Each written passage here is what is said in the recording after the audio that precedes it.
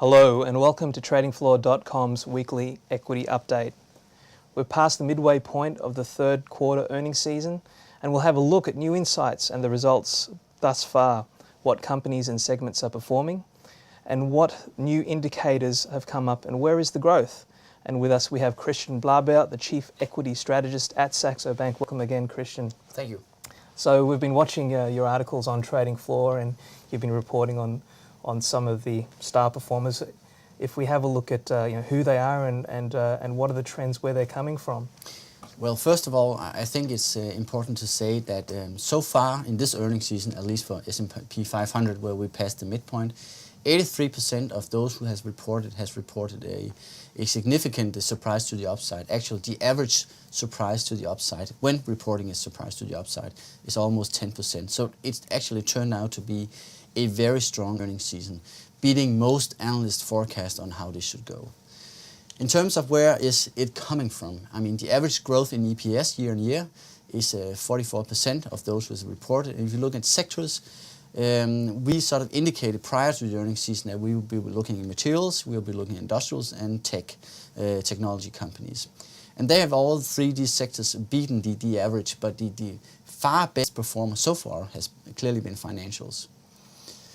If we'll take a look into the sectors, and it applies both for materials, industrials, and to some extent also tech, the growth on a regional basis is clearly picking up and coming from emerging markets. There is a marginal pickup in Europe that's noted across the board, while the US is very sluggish currently with the pickup in demand.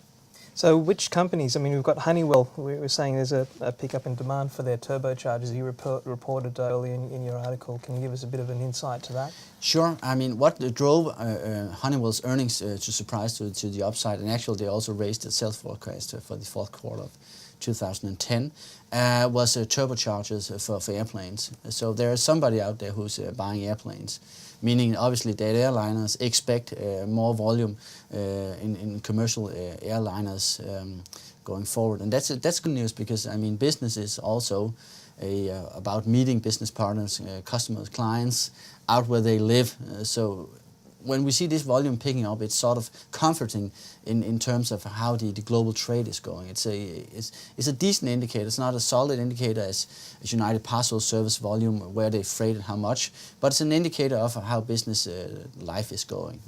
And you also mentioned the Swedish industrials. So can you give us an overview and why the Swedish industrials are so strong? Well, Swedish industrials is strong, first of all, and second of all, it's important to notice, as with German industrials, because a lot of their production is exported. You have Husqvarna, you have Atlas Copco, you have Alfa Laval. All of these companies either supply products that are finished or sort of have finished and into another input process for further production. I'm looking at Swedish industrials because they are, if you take those in the Swedish index, is very diversified, meaning they are sort of touching upon a lot of different industries, just like General Electric really is. It's just a lot of small companies, or small, they're not small, but a lot of companies compared to General Electric, which is, that is small.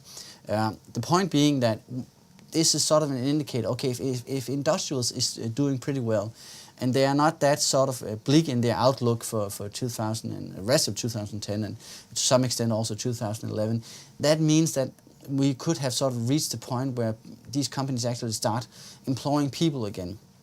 The whole issue in terms of demand is currently whether this demand pickup we've seen in 2010 is a sort of an indicator of we've seen inventories getting rebuilt, or is this sustainable long term? Unfortunately, we believe a part of the answer is clearly inventory rebuild, and that's also one of our explanations as to why Germany is doing so well compared to pretty much all the other European economies. But that said, there is still some demand, and only a part of the explanation is inventory rebuild.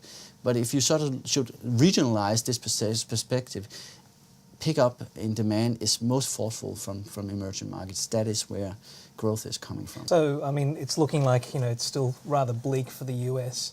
And if the focus is on more production-based, I mean, if we look at quantitative easing, that's more stimulating through currency measures.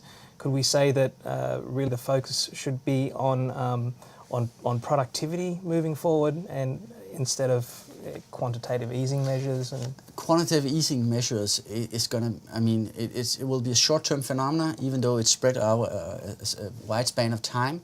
But it's not, I mean, thinking that it will create jobs and GDP, and I don't think it will. It could have a short-term effect, but not a long-term structural effect. I think it's very important to look at how the industrial production is picking up, where consumers is starting to spend, and especially where companies are starting to invest, because consumers are not that spending not that much less compared to prior to the crisis, but investments in companies is very much down. So I'm actually looking at investments in companies, because when they start to pick up, you'll have this whole process of positive spillover into industrial production and into hiring fixed, not part-time workers, but fixed-time workers instead. So that is what I'm looking at, and currently it's not looking as bad as I expected, at least not judging from the corporate side of the story. And if we have a quick look at Verizon, as I suppose something that does stand out in terms of it's the demand for smartphones. Yeah. And is that something coming out of the US that we're seeing? No, not necessarily. I think this is global phenomena. Verizon is just a very solid indicator for that. They had their broadband division was decreasing sales. Pretty much all divisions, except for the smartphone division, have been decreasing their sales throughout the third quarter. But the smartphones increase in sales was so big that it offset this general decrease across the other divisions.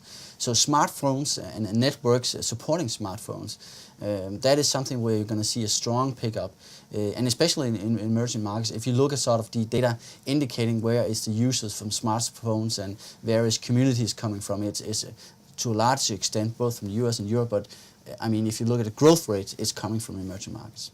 And just to finish off, numbers were expected very soon, GDP. What are we going to see, and where is it going to take us from here? The US GDP consensus is current 2%. We expect 2.3%. If it's 2.3%, we're going to see a strong rally in risk. Equity markets is for sure going to rally very forcefully. Currently in S&P 500, we are trading around 1175. I think it's realistic to see 1200 tested on a strong GDP number. Great. Look, thanks for the update, Christian. And don't forget, you can keep updated with global markets on tradingfloor.com, and you can also follow us on Twitter at tradingfloor.com. Thank you, and we'll see you next time.